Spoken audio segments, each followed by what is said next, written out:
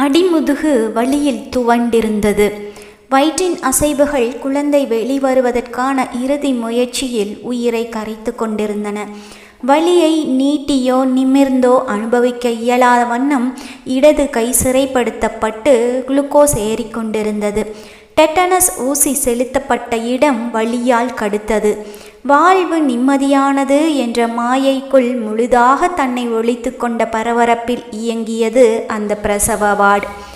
ஆர்வமும் எதிர்பார்ப்பும் குரல்களாக கசிய சொந்தங்கள் கதவுக்கு வெளியே காத்திருப்பது நர்ஸ் கதவை திறந்து மூடுவதில் தெரிந்தது. குடும்ப எண்ணிக்கையொன்று கூடுகையில் ஏற்படும் இயல்பான சந்தோஷம். என்னையும் சேர்த்து 4 பெண்கள் அந்த லேபர் வார்டில் இருந்தோம். சற்றே பெரிய சதுரமான அறை. என்னை தவிர 2 பெண்களும் உச்சகட்ட வலிக்கான இருப்பது போலிருந்தனர். பக்கத்தில் இருந்த பெண் பிரசவத்தின் வெகு நெருக்கமான இடைவெளியில் இருப்பதை அவளின் அங்க அசைவுகள் உணர்த்தி கொண்டிருந்தன. அந்த பெண்ணை சுற்றிலும் வைக்கப்பட்டிருந்த பச்சை திரை தடுப்புகளால் உள்ளே நடப்பவை துல்லியமான பார்வைக்கு மறைக்கப்பட்டிருந்தாலும் காட்சிகள் தெளிவற்று தெரிந்து கொண்டிருந்தது. மருத்துவரும் செவிலியரும் தாசியுமான சிறு கூட்டம் அவளை சூழ்ந்திருந்தனர். தாளாத வழியில் அவள் முனகியது என் உயிர் வரை ஓடி பய நரம்பை சுண்டியது. எண்ணி பார்த்தேன். இந்த பயம் இன்றில்லை. நாள் தள்ளி போன பிறகு செய்த சிறுநீர் பரீட்சை பரிசோதனையில் பாசிட்டிவ் ரிசல்ட் காட்டிய அன்று வந்த பயம். அன்றே குடும்பமே ஆரவாரத்தில் மூழ்கிவிட எனக்குள் சந்தோஷத்தை விட பயமே அதிகமாக வந்து உட்கார்ந்தது. இத்தனைக்கும் சினிமா சீரியல்களில் வருவது போல எனக்கு மயக்கம் வரவில்லை. வாந்தி போன்ற தொந்தரவுகளும் இல்லை. மயக்கம் தெளிந்த கதாநாயகிகள் கட்டிலில் போர்வைக்குள் படுத்தபடி வருங்கால குழந்தையை பற்றி வெட்கமும் ஆசையுமான கணவருடன் பகிர்ந்து கொள்வதை பார்த்திருக்கிறேன். எனக்கு அப்படியேதும் தோன்றாமல் பயம் வந்தது குறித்து பயமாகத்தான் இருந்தது. ஒருவேளை அடிக்கல்லி என்ற தேய்ந்த வசனத்தை என் கணவர் பேசாததுதான் காரணமோ என்ற எண்ண ஓட்டம் உதட்டில் புன்சிரிப்பை வரவழைத்தது.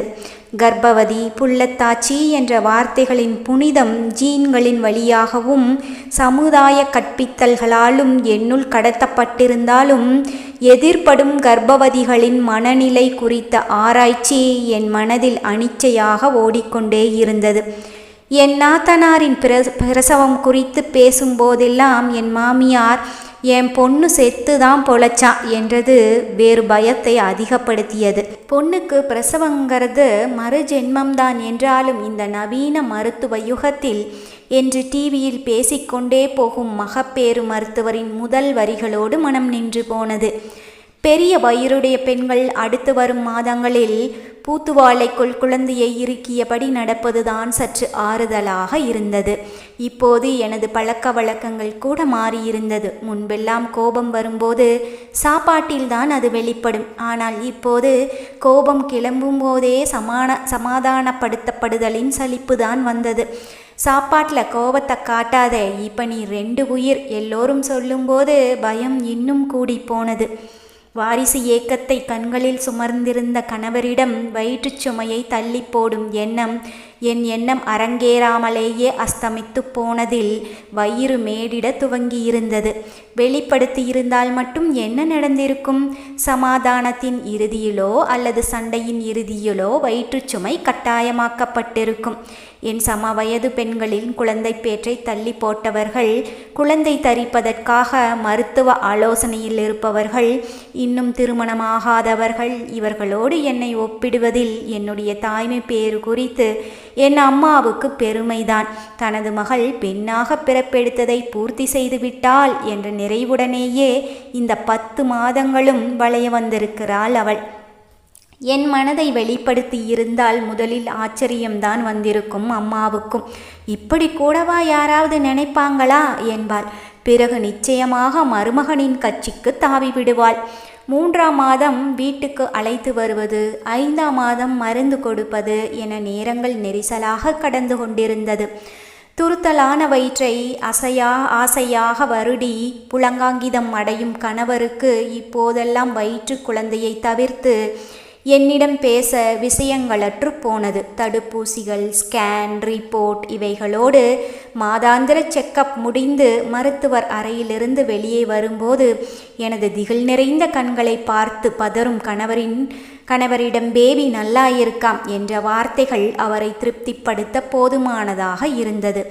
ஆனால் மருத்துவ செக்கப் செய்யும் முறை என்னை விரக்தியடைய வைத்திருந்தது. இரவுகள் கூட கலக்கத்திலேயே கழிந்து கொண்டிருந்தது. புதிதாக குழந்தையை பெற்ற உறவுக்கார பெண்கள் குழந்தையே உலகமாக மாறிப்போவதை மனக்கண்ணுக்குள் இருந்து பார்க்கும்போது இன்பம், பிரசவம் குறித்த பயத்தில் கரைந்து போகும். வரப்போகும் குழந்தையை பற்றிய கனவுகளில் மூழ்கியிருந்தபடியே மெல்லிய குரட்டையில் தன்னை ஆசுவாசப்படுத்தி கொண்டு படித்திருப்பவர் கணவர். 10-12 குழந்தைகளை உடல் உழைப்பு மிகுந்த அந்த காலகட்டத்தில் சர்வசாதாரணமாக பெற்றெடுத்த பாட்டிமார்கள் எனக்கு சாதனையாளர்களாக தெரிந்தனர். மருத்துவச்சி பார்க்கும் பிரசவம், வளராத விஞ்ஞானம், சமுதாய அழுத்தம், புனித கேள்விகள், அடிமைப்படும் தாய்மை இவைகளுக்கு மத்தியில் கயிற்றில் நடக்கும் சாகசக்காரர்களாகவே ஒவ்வொரு பெண்ணும் வாழ்ந்திருப்பதாக எனக்கு தோன்றியது. விஞ்ஞானம் போர்த்திய இன்றைய சமுதாயத்தில் கூட மலடி போன்ற ஆண்பாலற்ற சொற்கள் வெறும் விமர்சையாகவே வலம் வந்து கொண்டுதான் இருக்கிறது. தங்கள் பெரும் குழந்தைகள் குறித்த உரிமையை பெண்கள் இன்னும் பெறவில்லை என்று ஏதேதோ எண்ணங்கள் மூழ்கடிக்க மீதி இரவும் தூக்கம் தொலைந்தே கடக்கிறது. தூக்கமின்மை பகல்களை அரைமயக்க நிலையிலேயே வைத்திருப்பது போலிருக்கும். நாள் நெருங்க நெருங்க தூக்க வராதடி, இதெல்லாம் வயிற்று பிள்ளைக்காக நம்ம செய்கிற தவம்டி, கொடுத்து வச்சிருக்கணும் என்பாள் அம்மா உருக்கமாக. வயிறு பெரிதானதில் கைகளின் துணையின்றி உட்காரவோ எழுந்து கொள்ளவோ புரண்டு படுக்கவோ முடியாத களைப்பு நிரந்தரமாக முகத்தில் படர்ந்து போனது. உள்ளே இருக்கிறது பொம்பளை பிள்ளைதான், பொண்ணுங்க தான் தாயோட அழகை களபாடி பார்ப்பாங்க என்ற ஜோதிடம் சொல்லும் அம்மாவுக்கு இல்லைங்க, ஆம்பளை புள்ளதான் அசதியை கொடுக்கும் என்பார் மாமியார் விட்டு கொடுக்காதவர்களாக. டபக் டபக் என உள்ளிருந்து வரும் அசைவுகள் சற்று நேரம் வராது போனாலும் பயமே ஏற்பட்டது. குழந்தை மூமெண்ட் இல்லையாம். வீடே அல்லோலப்பட்டது. ஸ்கேன் எடுத்ததில் குழந்தை நார்மல் என்றது ரிப்போர்ட். நான் தான் நார்மலாக இல்லாமல் நடுக்கத்துடன் பிரசவ தேதியை எதிர்பார்த்திருந்தேன். வளைகாப்பு வளையல்கள் உடைந்து விடாமல் எப்போதும் ஜாக்கிரதையாக இருக்க வேண்டியதிருந்ததில் யாருடைய உடம்புக்குள்ளோ புகுந்து கொண்டது போல் இருந்தது. என் அலைபேசியிலிருந்து போகும் அழைப்புகளோ அலைபேசிக்கு வரும் அழைப்புகளோ பிரசவத்தை பற்றிய பேச்சிலேயே சுற்றி வந்து முடங்கி போவது ஒருவித சலிப்பை தந்தது. 9வது மாதம் தொடக்கத்திலேயே மருத்துவமனைக்கென பெரிய பேக் ஒன்று எப்போதும் தயார் நிலையிலேயே வைக்கப்பட்டிருந்தது. அம்மாவும் தான் ஃப்ளாஸ்க், டம்ளர்கள், பெரிய பெரிய டவல்கள், சலவை செய்து புதிதாக வெள்ளை வேஷ்டிகள், ஸ்பூன், சாத்துக்கொடி பிழியும் கருவி, குளுக்கோஸ் பாக்கெட்டுகள், நைட்டி, நாப்கின் பாக்கெட் என நிரம்பியிருந்த அந்த பேக் கண்ணில் படும் போதெல்லாம் பீதியை கிளப்பிக்கொண்டே இருக்கும். மாப்பிள்ளை நம்ம பொண்ணை நல்லா கவனிச்சுக்கிறாரு. குழந்தை மூமெண்ட்டை வாட்ச் பண்ணிக்கிட்டே இரு. வலி வர்றாப்புல இருந்தா உடனே ஹாஸ்பிட்டலுக்கு கிளம்பிடு. நேரத்துக்கு சாப்பிடு. ஒரே அட்வைஸ் தான் பொண்டாட்டிக்கு. அம்மாவுக்கு பெருமைப்பட விஷயமாயிருந்தது. எனக்கோ என் கணவர் என்னிடமிருந்து விலகிவிட்டது போல் இருந்தது. தயாராக இருந்த அந்த பெரிய பேக்கிற்கு நேற்று மாலை உபயோகம் ஏற்பட்டதில் மருத்துவமனையில் அனுமதிக்கப்பட்டேன். முதலில் கர்ப்பப்பையில் தண்ணீரின் அளவு குறைவாக இருப்பதால் சிசேரியன் செய்ய வேண்டும் என்றார்கள். எனக்கு அனஸ்தீசியா அலர்ஜி என்பதால் நார்மல் டெலிவரிக்கு காத்திருப்பதில் பிரச்சனை இல்லை என்றார்கள். பெல்விஸ் எலும்பு விரிவடைந்திருப்பது நல்ல அறிகுறி என்றார்கள். இரு வீட்டார் குலை தெய்வங்கள் சிறு தெய்வங்கள் என பிரார்த்தனைகள் எனது நெற்றி நிறைந்திருந்தது. என் பொண்ணு நல்லபடியாக பெத்து பொழைக்கணும். அம்மாவின் சத்தமான வேண்டுதல் வலியை அதிகரித்தது. பயத்தில் கண்கள் இருக்க மூடியிருந்த என்னை இனிமா கொடுக்க அழைத்துச் சென்றார்கள். பொங்கி வழிந்த வயிற்றோடு ஒரு கழித்து கால்களை முன்னும் பின்னுமாக்கி படுக்க சூடான சோப்பு திரவம் என்னுள் இறங்கியது. பிறகு கழிவறைக்கும் படுக்கைக்குமாக அலைந்தேன். தண்ணி வழுக்கும்டி பார்த்து நட. முதுகில் ஒலித்த அம்மாவின் குரல் பழித்தால் தேவலாம் என்றிருந்தது. வலியோடு அவஸ்தைப்படுவதை விட குழந்தையோடு இறந்துவிட்டு போகலாம். கழிவறை கதவை மூடுவதற்குள் கால்களின் வழியே சிறுநீர் வழிந்தோடியது. வழக்கமாக இருப்பது போலின்றி சற்று பிசுபிசுப்பாக இருந்தது அது. நான் அம்மாவிடம் சொல்ல அம்மா நர்ஸிடம் அலற உடனே பச்சை அங்கிக்குள் நுழைக்கப்பட்டு ஸ்ட்ரெச்சரில் கிடத்தப்பட்டேன். ஸ்ட்ரெச்சரோடு பயணித்த என் கணவரின் பதற்றம் நிறைந்த விழிகள் என்னை கோபப்படுத்தியது. இந்த பதட்டமெல்லாம் வைத்து குழந்த நல்லபடியாக வெளியே வரணும் தான். பொறுமலோடு கண்கள் மூடிக்கொண்டேன். ஸ்ட்ரெச்சர் நகர மனம் வெறிச்சோடி இருந்தது. இதுதான் உள்நோயாளிக்கான எனது முதல் மருத்துவமனை அனுபவம். அறையின் தோற்றம் பயமுறுத்தலாக இருந்தது. பலியாடுகளாக கிடந்த மூவரோடு நானும் சேர்ந்ததில் 4வராகி போனோம். அங்கிருந்த பெண் மருத்துவர் என்னை சோதித்துவிட்டு லேபர் பெயின் வரட்டும், வெயிட் பண்ணலாம் என்றபடியே எனது பச்சை உடிப்பை கீழே இழுத்து விடாமலேயே நகர்ந்தார். படுத்தவாறே குனிய முயன்றேன். எழுந்திருக்காதம்மா, ட்ரிப்ஸ் போட்டிருக்காங்கல்ல என்றார் ஒரு நர்ஸ். பிறகு நான் கேட்டுக்கொண்டதன் பேரில் பட்டும்படாமலும் என் உடையை சரிப்படுத்திவிட்டு நகர்ந்தார். உடை பற்றிய பதற்றம் நீங்கியதில் மெல்ல கண்களை சுழற்றினேன். பக்கத்து படுக்கையில் இருந்த பெண் இனஸ்திரத்தில் முணங்கிக் கொண்டிருந்தாள். நேரம் செல்ல செல்ல அந்த பெண்ணின் சத்தம் கூடிக்கொண்டே இருந்தது. மரணத்தின் உச்சமே ஜனனம். மரணம் என்றால் அது மனதின் அந்தரங்க வழியாக இருக்கலாம், அல்லது உடல் வலிகளின் உச்சமாக இருக்கலாம், அல்லது நேரடி மரணமாக கூட இருக்கலாம். தத்துவார்த்தமான சிந்தனைகள் எனக்குள் ஓடிக்கொண்டே இருந்தது. அந்த நேரத்திலும் இம்மாதிரியான சிந்தனைகள் எனக்கு புதிதல்ல. எனது பள்ளி நாட்களில் அவ்வப்போது நான் அள்ளிவிடும் வசனங்கள் நீதிபோதனை வகுப்பில் என்னை முன்னிலைப்படுத்தும்.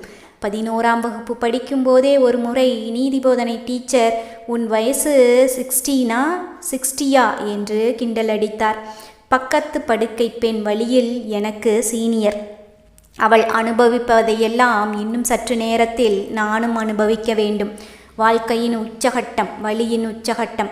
பொறுக்கவையில்லாத வழியை பொறுக்க வேண்டிய கட்டாயம். பிளாஸ்டிக் பாக்கெட்டும் கையுமாக அவசரமாக உள்ளே நுழைந்த இரு தாதிகள் பச்சை திரைக்குள் ஐக்கியமானார்கள். அந்த பெண்ணின் கால்களை இருவர் மடக்கி பிடித்திருப்பது தெரிந்தது. அவள் ஏதோ செய்ய பிரயத்தனப்பட்டு கொண்டிருந்தாள். அதற்குள் பொல்லாத வலி என்னை திசை திருப்பியது. வாய்விட்டு முணங்கினேன். நர்ஸ் என்னருகே வந்தார். அடி வயிற்றுல வலி இறுக்கி பிடிக்குதா என்றார். அப்படித்தான் இருந்தது எனக்கும். வலி விட்டு விட்டு வரணும். 2 நிமிஷத்துக்கு ஒரு தடவை வந்து நின்றுச்சுன்னா பேபி வெளியே வரப்போகுதுன்னு அர்த்தம். வலியின் இறைச்சலுமான மழலியின் குரல் மெலிந்து கேட்டது அவளுக்கு. குழந்தை பிறந்து விட்டது. ஆவலில் தலையை திருப்பி பார்த்தேன். அவளை சுற்றியிருந்த கூட்டம் குறையவில்லை. இடுப்புக்கு மேல்தான் தெரிந்தாள். பச்சை திரையை சற்றே நகர்த்தியிருந்தார்கள். நல்ல உணர்வுடன் தான் இருந்தாள். உடல் தோய்ந்து கிழிந்த நாராகி போனதை முகம் உள்வாங்கி களைப்பை வெளித்தள்ளியிருந்தது. குழந்தை இடைவிடாது அழுதது. அந்த ஒளி அவளை சலனப்படுத்தியிருக்குமோ? தாங்க முடியாமல் அழுவாளோ? முகத்தை உற்று பார்த்தேன். சலனமில்லாமல் இருந்தது அந்த முகம். 2 நிமிடத்திற்கு முன் விட்டு போயிருந்த அடிவயிற்று வலி இப்போது மீண்டும் கவ்வி இழுத்தது. அதேதான். மனம் பயத்தில் சில்லிட்டது. சிஸ்டர் சிஸ்டர் என்று கத்தினேன். நர்ஸ் வேகமாக வந்தார் என்னிடம். பழக்க விட்டு போன நிகழ்வான நான் கால்களை விரித்து கொடுக்க 4 ஃபிங்கர் கேப் விட்டு டாக்டர் என்றார் அவசரமாக. இப்போது அவளிடமிருந்து பச்சை திரியை முழுவதும் நீக்கி என்னை நோக்கி நகர்த்தினார். நான் மற்றவர்களின் பார்வையிலிருந்து மறைக்கப்பட்டேன். என்ன நடக்கிறது எனக்கு? மரத்து போயிருந்தது மனம். உடை மற்றும் அறையிலோ குளிக்கும் அறையிலோ கூட இதுவரை யாரையும் அனுபவித்ததில்லை நான். கையறு நிலையில்தான் இப்போது. முக்கு நல்லா ஸ்ட்ரெயின் பண்ணி முக்கும். அப்படிதான். பத்தாது. இன்னும் பெட்டராக ட்ரை பண்ணு. அப்படித்தான். இன்னும் கொஞ்சம். இங்கே பாருமா, நீ கோஆப்ரேட் பண்ணலைன்னா நாங்கள் ஒன்றும் பண்ண முடியாது. காலை நல்லா விரித்து வைக்கலைன்னா பேபி வெளியே வர முடியாது. முக்குமா, ஏற்கனவே பனிக்குடம் உடஞ்சிருச்சு. லேட் பண்ணினேன்னா பேபிக்கு எஃபெக்ட் ஆயிரும். மிதமாகவும் கோபமாகவும் கிரிக்கெட் கமெண்ட்ரி போல தொடர்ச்சியாக வந்த பெண் மருத்துவரின் குரல் என்னை திக்குமுக்காட வைத்தன. சொன்னவைகளையெல்லாம் செய்தாலும் குழந்தை ஏன் வெளியே வரவில்லை? விரித்து பிடிக்கப்பட்ட என் கால்கள் வலியில் சோர்ந்திருந்தன. உடலின் கீழ்பாகம் முழுவதும் வலியால் சூழ்ந்திருந்தது. இந்த பிரசவ தினத்தை குறித்து நான் கொண்டிருந்த பயங்கள் ஒன்று கூட மிகையானதல்ல. பிரசவம் ரொம்ப கஷ்டமானதுன்னா இத்தனை கோடி ஜனக்கூட்டம் எப்படி பெருகியிருக்கும் என்று எனக்கு நானே தேற்றி வைத்துக்குவையெல்லாம் பொலபலத்து உதிர்ந்து கொண்டிருந்தது. சினிமாவில் கதாநாயகி கால்களை வலியில் அடித்து கொள்வாள். வேதனையில் துடிக்கும் அவள் முகத்தில் கேமரா படரும்.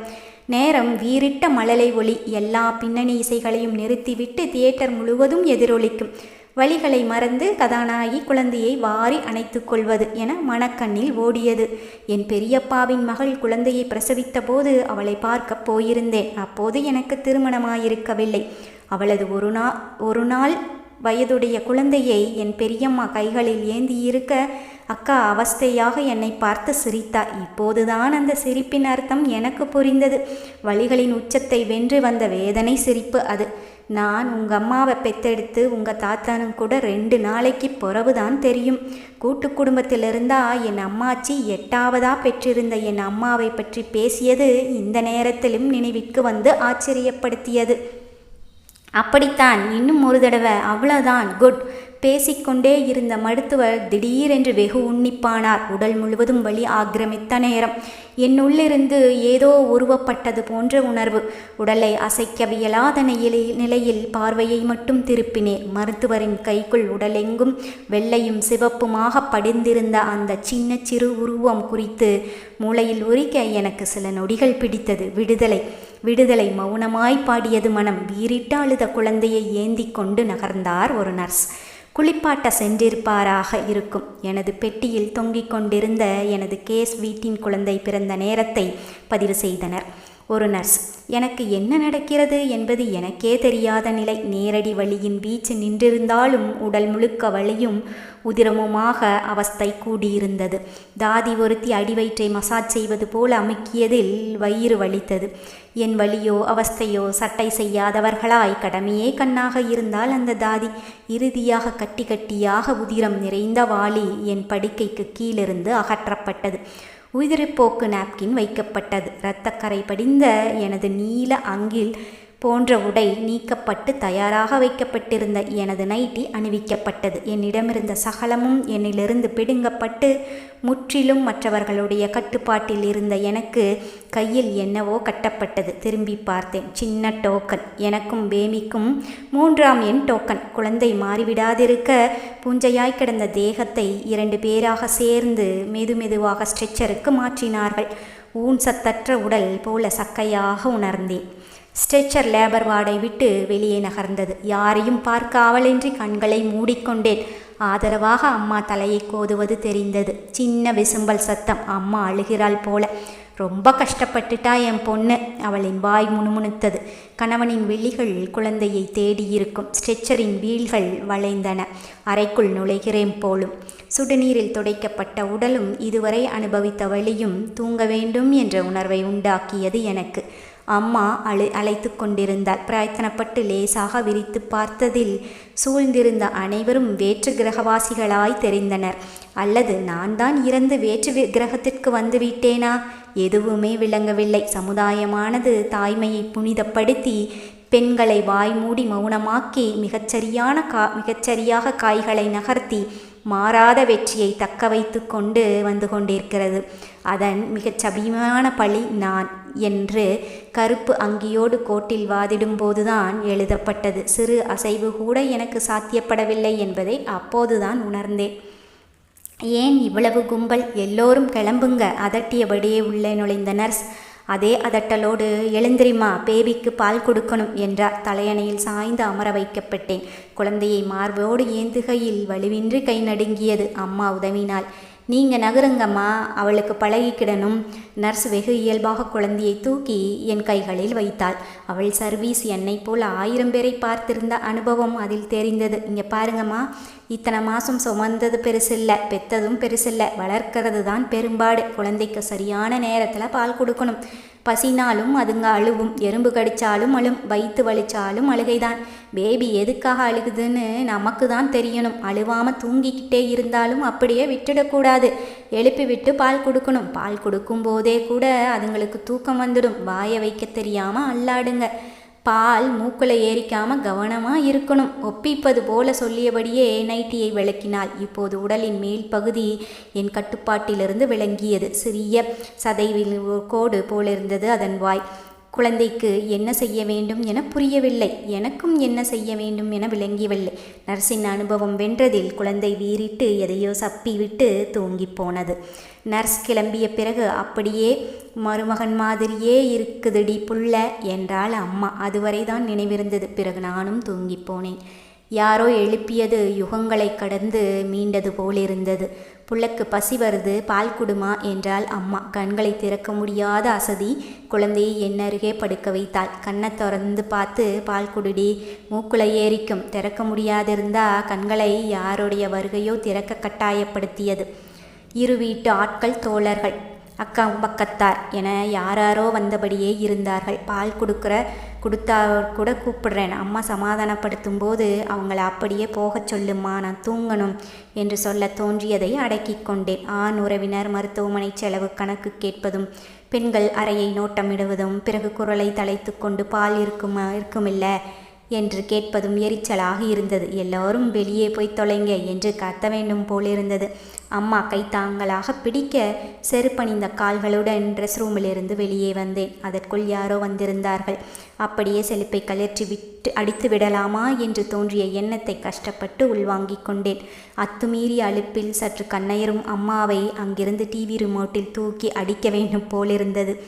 எங்கு பார்த்தாலும் வெறுமை, யாருமற்ற தனிமை என மனசு ரணகலமாயிருந்தது. ஏண்டி பசிக்குதான்னு கேட்டேன், அதுக்கு ஏன் இப்படி சல்லு புல்லுன்னு விழுவுற?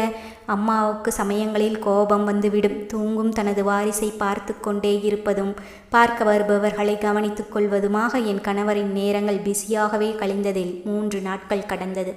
வீடு ஆரத்தி எடுத்து வரவேற்றது. தொட்டில் புதிதாக வாங்கிய டேபிள் ஃபேன் மற்றும் செய்யப்பட்டிருந்த கட்டில், என் படுக்கைக்கு அருகே உருவாக்கப்பட்ட புதிய சிறிய படுக்கை என வீடே மாறியிருந்தது. விதவிதமான ருசியற்ற உணவுகள், அதிகமான கட்டுப்பாடுகள், புதிதாக பிறந்திருக்கும் பொறுப்பு, இவைகள் என் தனிமையின் அளவை கூட்டிக் கொண்டே போயின. படுத்த இடத்தில் சற்றே ஊதி போயிருந்த என் முகம் மற்றவர்களின் பார்வையில் தாய்மையின் பூரிப்பாக தெரிந்தது.